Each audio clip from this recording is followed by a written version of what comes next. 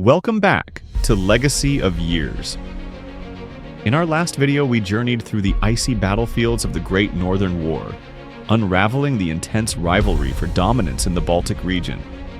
But today, we step further west, to a conflict that reshaped the power dynamics of Europe and beyond, the War of the Spanish Succession. This war, fought from 1701 to 1714, was no mere dispute over a throne. It was a global struggle that engulfed Europe, the Americas, and even Asia. Let's dive into this monumental chapter in history.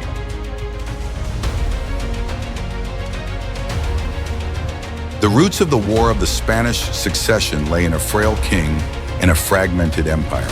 Charles II of Spain, the last Habsburg ruler of Spain, was a man burdened by both ill health and the weight of an empire spanning the globe. His death in 1700 triggered a succession crisis of epic proportions. With no direct heir, two great dynasties vied for control of Spain's immense territories. On one side stood the House of Bourbon, represented by Philip, Duke of Anjou, grandson of Louis XIV of France. On the other, the Austrian Habsburgs, who had long held dominion over Spain, put forth Archduke Charles, the son of the Holy Roman Emperor. The stakes were enormous. Whoever inherited the Spanish throne would also command its overseas colonies and trade networks.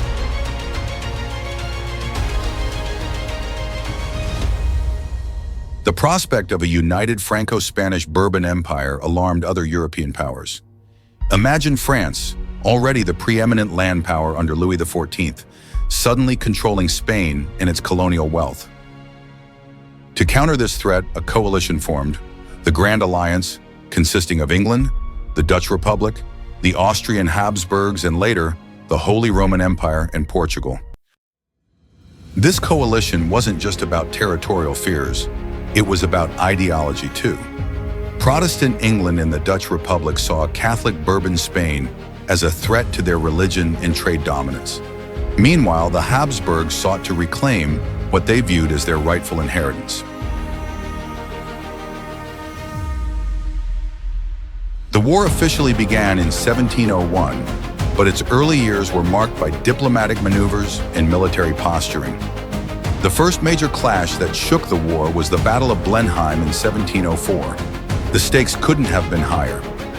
France and Bavaria sought to invade Vienna, the heart of the Habsburg Empire, hoping to force Austria out of the conflict. The Grand Alliance needed a bold move to stop them. Enter John Churchill, the Duke of Marlborough, and Prince Eugene of Savoy, two of the most brilliant military minds of the age. Together, they devised an audacious plan, a 400-kilometer march through Germany to surprise the Franco-Bavarian forces. The battle itself was a masterpiece of strategy. Marlborough's troops struck the village of Blenheim, while Prince Eugene's forces engaged the enemy flank. The result? The French lines collapsed. Their commander, Marshal Tallard, was captured, and the myth of French invincibility lay shattered. The Franco-Bavarian army suffered over 30,000 casualties, while the Allies lost just over 12,000. Blenheim saved Vienna, turned the tide of the war, and cemented Marlborough's place in history.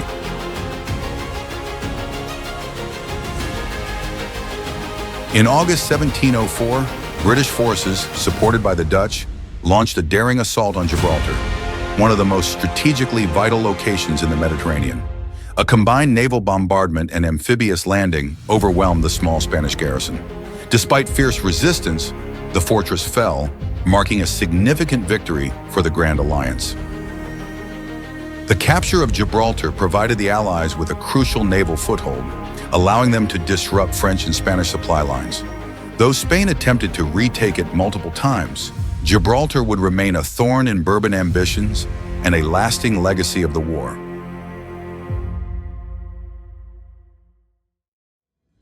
In 1705, the Grand Alliance turned its attention to Catalonia, where local support for Archduke Charles was strong. British and Dutch forces, under the command of Admiral Sir Cloudesley Shovel and the Earl of Peterborough, laid siege to the heavily fortified city of Barcelona. After weeks of bombardment and fierce resistance, the defenders surrendered in 1706, securing a crucial foothold for the Allies in Spain. The capture of Barcelona allowed the Allies to establish a strong base in northeastern Spain, rallying local support and challenging Philip V's rule. However, the Bourbon forces were far from defeated.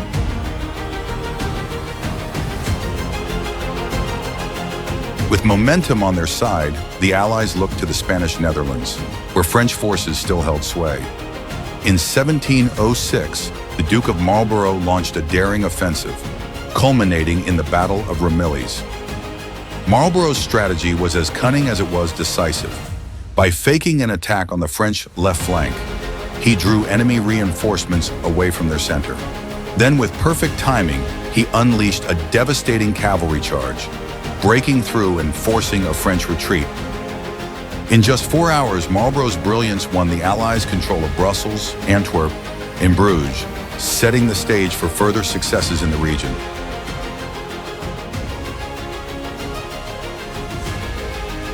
One of the most decisive battles fought on Spanish soil came in 1707 at Almansa. A Franco-Spanish army under the Duke of Berwick met an Allied force composed of British, Dutch, and Portuguese troops. Utilizing superior positioning and coordination, Berwick crushed the Allied army, securing Bourbon control over much of eastern Spain. The defeat at Almansa was a devastating blow to the Allied cause in Spain, leading to the loss of Valencia and forcing Archduke Charles's supporters into retreat.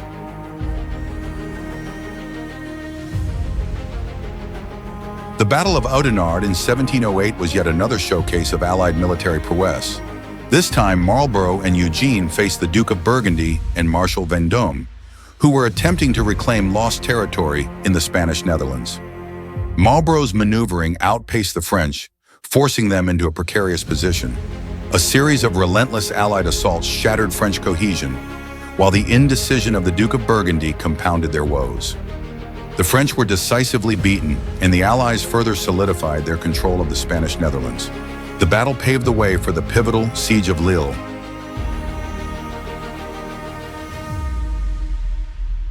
The Siege of Lille was one of the war's longest and most grueling campaigns. For 4 months, Marshal Boufflers defended the city against relentless Allied bombardments. Marlborough's leadership extended beyond the battlefield. He orchestrated a massive logistical effort to keep his army supplied through a brutal winter, ensuring their resolve never wavered. When Lille finally fell, it dealt a crushing blow to French defenses and secured a vital stronghold for the Allies.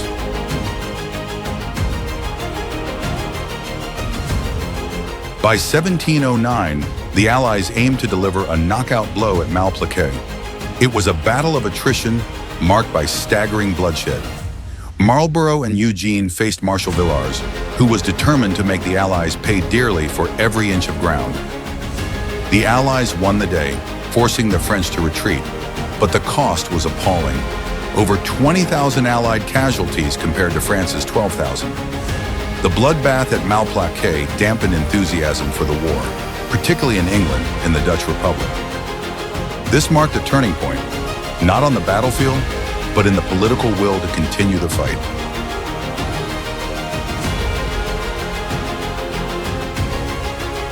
In 1710, the Allied army under General James Stanhope and Archduke Charles achieved a significant victory at the Battle of Zaragoza. Superior coordination and well-executed maneuvers forced the Bourbon army into retreat, allowing the Allies to capture Madrid.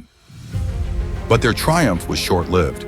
Without adequate local support and with supply lines stretched thin, the Allies were forced to withdraw as Philip V's forces regrouped for a counteroffensive.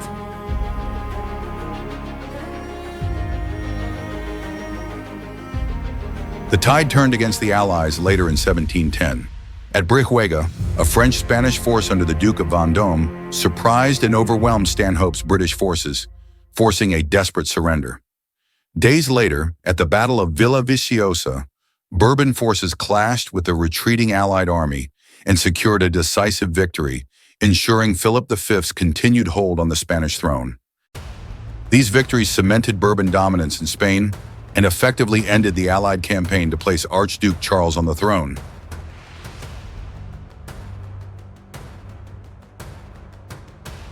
While Europe erupted into war, the conflict spilled across the Atlantic to North America, where it became known as Queen Anne's War. Here, the stakes were different. It wasn't about dynasties or thrones. It was about land, trade, and survival in a contested frontier. The fighting stretched across three main fronts. In New England and Acadia, English colonists battled the French and their Wabanaki allies for control of Canada and the fur trade. In the South, the English clashed with the Spanish in Florida and their Native American allies. And in the Caribbean, the British and French fought for control of vital sugar islands and trade routes.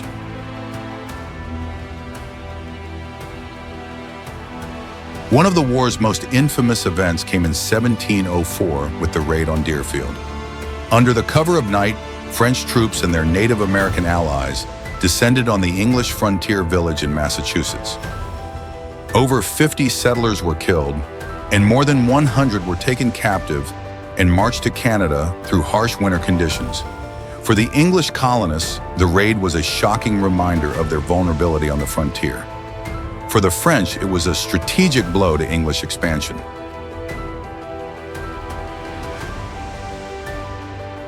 In the South, the English set their sights on St. Augustine, the Spanish stronghold in Florida. Led by Governor James Moore of Carolina, an English force accompanied by Creek warriors launched an attack in 1702.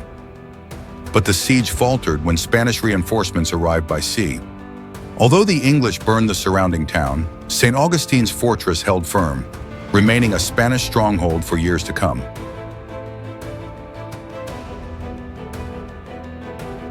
Farther north, the English achieved a major victory in 1710 with the capture of Port Royal in Nova Scotia. This French stronghold was a vital gateway to Acadia, controlling access to the region's trade routes. The English victory effectively ended French control of Acadia, marking a turning point in the war. Port Royal was renamed Annapolis Royal, a nod to Queen Anne herself.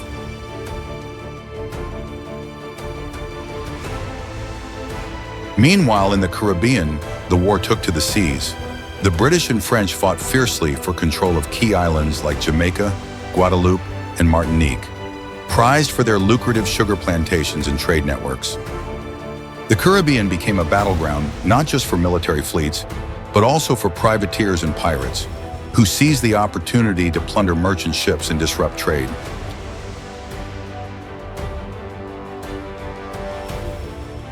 By 1713, the war in Europe came to an end with the Treaty of Utrecht, and its effects rippled across the Atlantic. France ceded Acadia, Newfoundland, and the Hudson Bay Territory to Britain, giving the English a dominant position in the north. Spain retained Florida, but its influence in the region began to wane. Meanwhile, British control over Port Royal and newfound trade privileges strengthened their colonial position.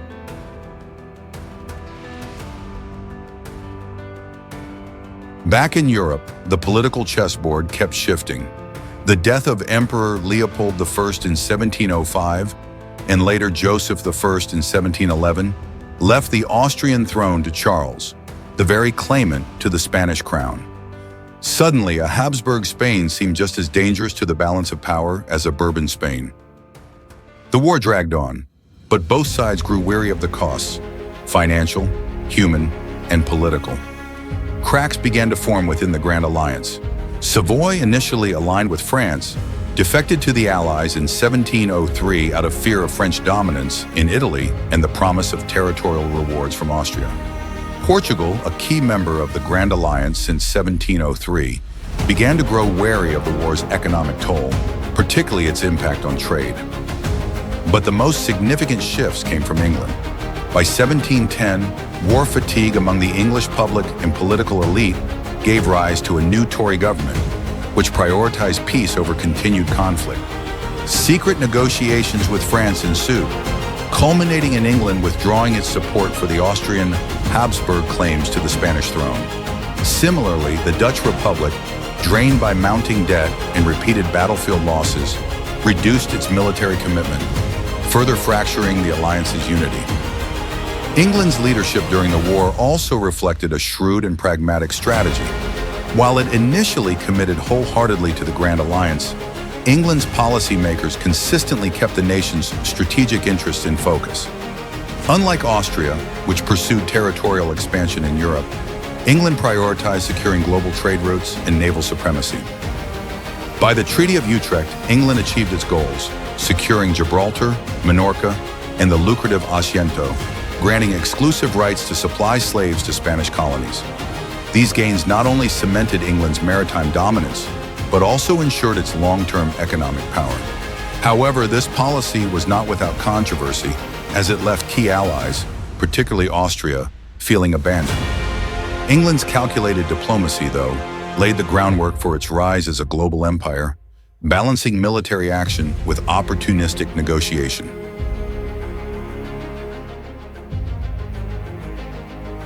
After over a decade of bloodshed, the war finally ended with the Treaty of Utrecht in 1713. The terms redrew the map of Europe. Philip V was recognized as King of Spain, but he renounced any claim to the French throne, ensuring the crowns of France and Spain would remain separate. Austria gained Naples, Sardinia, Milan, and the Spanish Netherlands, while Britain walked away with Gibraltar, Minorca, and valuable trade concessions. The treaty marked the rise of Britain as a global maritime and colonial power and curtailed Louis XIV's ambitions, bringing an end to France's era of dominance.